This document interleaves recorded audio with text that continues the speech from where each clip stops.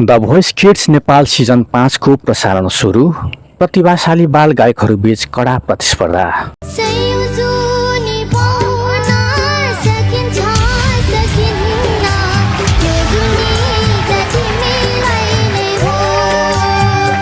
हिमालय टेलिभिजनबाट प्रसारण हुने लोकप्रिय साङ्गीतिक reality show the voice kids Nepal season 5 शुक्रबार रातिदेखि औपचारिक रूपमा प्रसारण सुरु भएको छ।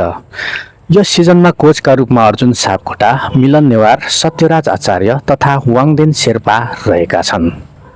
ब्लाइन्ड अडिसन चरणमै विभिन्न जिल्लाबाट आएका प्रतिभावान बाल गायक गायिकाहरूले आफ्ना गायन क्षमता प्रस्तुत गर्दै कोचहरूको ध्यान आकर्षित गर्न सफल भएका छन्। कोच अर्जुन सापकोटाको टिममा बुटवलका अभिनव पौडेल र झापाका प्रणिक अधिकारी छनौट भएका छन्। त्यसैगरी कोच मिलन नेवारको टिममा सुनसरीकी सिपारा यादव तथा 11 वर्षीय नेपालगञ्जका सङ्गम तिताल परेका छन्।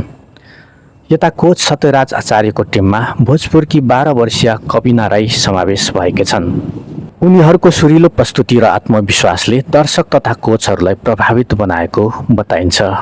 यस सिजनमा देशका विभिन्न कुनाबाट आएका बाल प्रतिभाहरूबीच कडा प्रतिस्पर्धा हुने अपेक्षा गरिएको छ। आगामी एपिसोडहरूमा थप प्रतिभाहरूको छनौटसँगै प्रतिस्पर्धा अझ रोमाञ्चक बन्दै जाने विश्वास गरिएको छ।